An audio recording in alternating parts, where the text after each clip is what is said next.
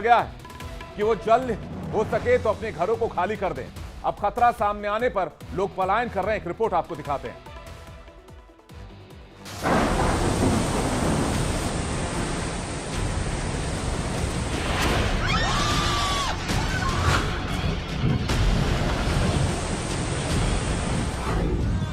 किसे पता था कि वक्त इतना बेरहम हो जाएगा जो धेड़ कर रख देगा भावनाओं को, आत्माओं को, सपनों को, अरमानों को, मकानों को।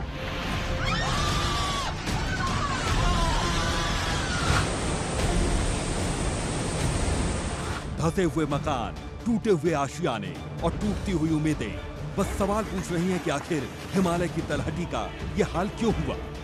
मुझे कोई पता नहीं रहा जब गिरा। मैं अब ऐसे छोड़ के आ गई, घर छोड़ के। मेरे घर में कुछ नहीं मिला मुझे। सब दब गया था मेरा, कोई एक चम्मच नहीं ले पाई मैं।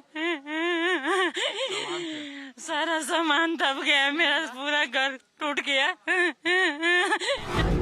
इन परिवारों ने घर बनाया था ये सोचकर कि गुजर बसर करेंगे, सुकून से रहा जाएगा, लेकिन आज उस सुकून में शूल चुप गया है। दर्द से आंखें दरिया हो गईं और दिल गमों का समुंदर।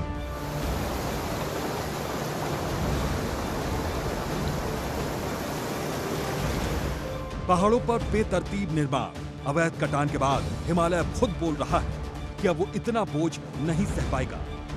वो अब खंड खंड टूट रहा है। सवाल पूछ रहा है कि आखिर मेरी खूबसूरती पर नजर किसकी लगी है। हटो हटो हटो।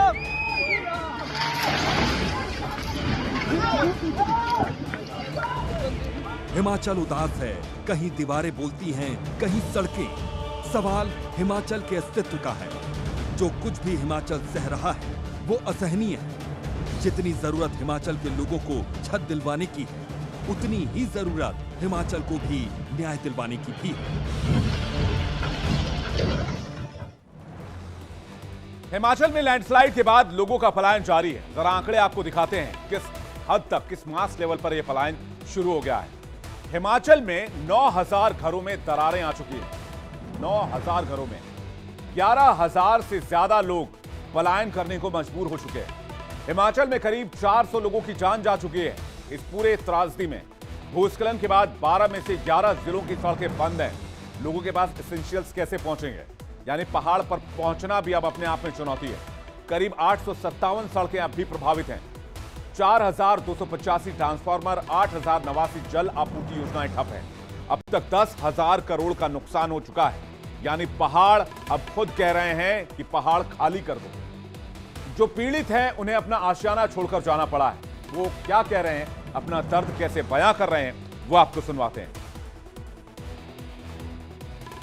मुझे कोई पता नहीं रहा जब गिरा। मैं अब ऐसे छोड़ के आ गई, घर छोड़ के। मेरे घर में कुछ नहीं मिला मुझे। सब दब गया था मेरा, कोई एक चम्मच नहीं ले पाई मैं। हाँ जी, हादसा तो बहुत खतरनाक हुआ है।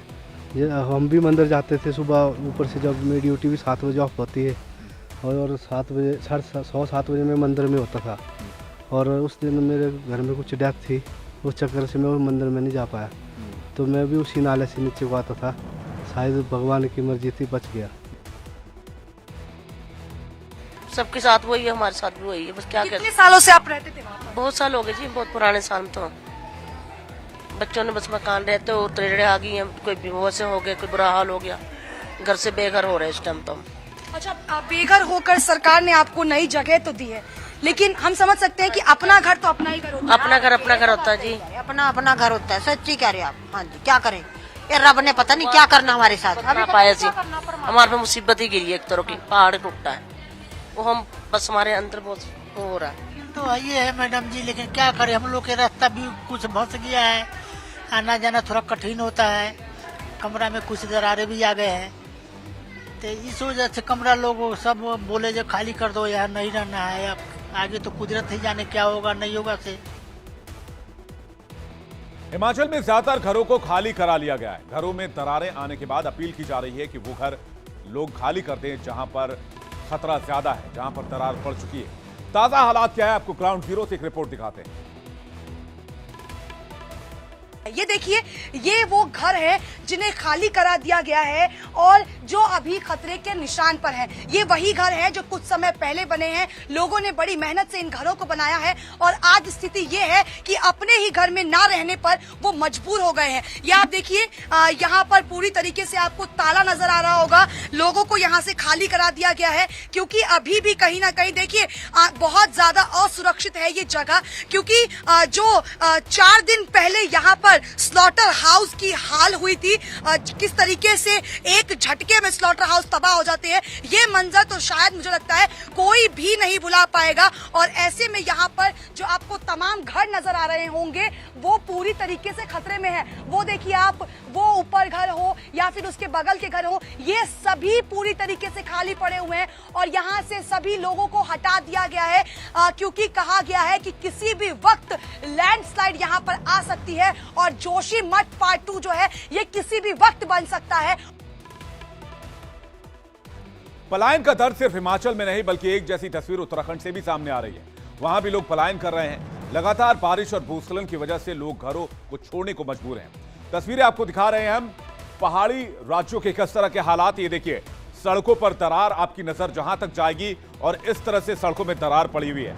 ऐसा लग रहा है मानो कि ये भूकंप के बाद जिस तरह से पहाड़ फट जाते हैं, कहीं गाड़ियां हवा में लटकी हुई हैं, कहीं मकान हवा में लटके हुए हैं, कहीं मकान गिरने की कगार पर है, ट्रांसमिशन लाइन, ट्रांसफॉर्मर सब खराब हो चुके हैं, स्कूलों में दरार आ चुकी है जहां बच्चे पढ़ते हैं। यानी कि ना बच्चों के पढ़ने की जगह बची है, ना खेती करने लायक जमीन बची है क्योंकि जमीन में दरार है। तस्वीरें खुद हालात बयां कर रही हैं। इसलिए हम बार बार कह रहे हैं कि अगली बार जब आप पहाड़ों पर जाएंगे तो वहां घर नहीं, सिर्फ सेल्फी पॉइंट बचेंगे। हमारे संवाददाता देहरादून के एक आखिरी गांव जाखन पहुंचे। वहां जाकर उन्होंने देखा कि लैंडस्लाइड के बाद लोगों के घरों में दरारें आ चुकी हैं। सवाल यह है कि एक बार फिर जोशीमठ जैसा खतरा पहाड़ों पर क्या फिर से मंडरा रहा है? जोशीमठ के बाद अब जाखन विलेज, जो जाखन गांव बताया जा रहा है, वो चर्चा में है क्योंकि यहाँ पे भू विज्ञानी परसों पूरा देखने आएंगे। लैंडस्लाइड के बाद यहाँ पे बताया जा रहा है 10 से 15 घरों को अभी तक क्षतिग्रस्त हो चुके हैं। उसके साथ साथ आप दरारें देखने की कोशिश कीजिए कि कितना बड़ा दरार यहाँ पे आ चुका है। उसके साथ साथ अगर आप देखने की कोशिश कीजिए कि उस दिन का मंजर क्या होगा, गैस चूल्हे सब ऐसे ही पड़े हुए हैं। आप सामने दिखाई इस तरह यहाँ पे अगर दिखाने की कोशिश कीजिएगा किस तरीके से गैस और ये सामान सब पड़े हुए हैं, किचन के सामान थे। आप मैं अंदर घर के अंदर भी जाने के कोशिश करूंगा और दिखाने की कोशिश करूंगा क्योंकि ये पूरा घर जो है उसमें आप देखिए किस तरीके से दरारें आ चुकी है। और यहाँ पे देखिए जो भी लोग थे यहाँ पे देखिए अपना डॉक्यूमेंट छोड़ के, अपना सारे जो डॉक्यूमेंट्स हैं वो ऐसे ही छोड़ के उन्हें भागना पड़ा। आनन फानन में दवाइयां आप देख सकते हैं कि किस तरीके से यहाँ पे दवाइयां पड़ी हुई है और इन्हें भी छोड़ के अचानक भागना पड़ा। ये किचन देखिए, इसमें भी दरारें आ चुके हैं। ये रूम बताया जा रहा है, देखिए बेड भी छोड़ के जाना पड़ा। सामने भी अगर आप देखने की कोशिश करिए तो ठीक ऐसा ही मंजर आपको दिखेगा, ठीक ऐसे ही तस्वीरें आपको देखने को मिलेगी। तो उत्तराखंड, हिमाचल, हर तरफ पहाड़ एक से मैसेज दे रहे हैं, एक सा संदेश दे रहे हैं। उत्तराखंड की बात करें तो अब तक 52 लोगों की जान उत्तराखंड में जा चुकी है। करीब 30 लोग उत्तराखंड में लापता बताए जा रहे हैं। ये आंकड़े हम आपको अब उत्तराखंड के दे रहे हैं। उत्तराखंड में भी 650 करोड़ रुपए का नुकसान हो चुका है। कई नदियां खतरे के निशान से ऊपर बह रही हैं, कई घरों में दरार आ चुकी हैं, सड़कों में दरार है। लैंडस्लाइड की वजह से ऋषिकेश बद्रीनाथ हाईवे को बंद करना पड़ा है और इसलिए यह खतरा और ज्यादा गंभीर माना जा रहा है। अभी भी खतरा टला नहीं है। पहाड़ों पर बारिश को लेकर मौसम वैज्ञानिक भी चिंता जाहिर कर रहे हैं। एक बयान आपको सुनवाते हैं।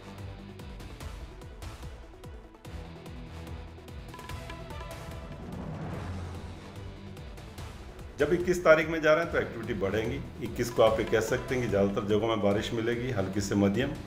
और जहाँ तक भारी से बहुत भारी वर्षा की बात है तो उसमें हमने अभी देहरादून, पौड़ी, इसी तरह नैनीताल, चंपावत और बागेश्वर को रखा है। और जहाँ तक भारी बारिश की बात है तो उसमें हरिद्वार है या फिर पिथौरागढ़ है, चमोली है या टेहरी है, इनको भी रखा गया है।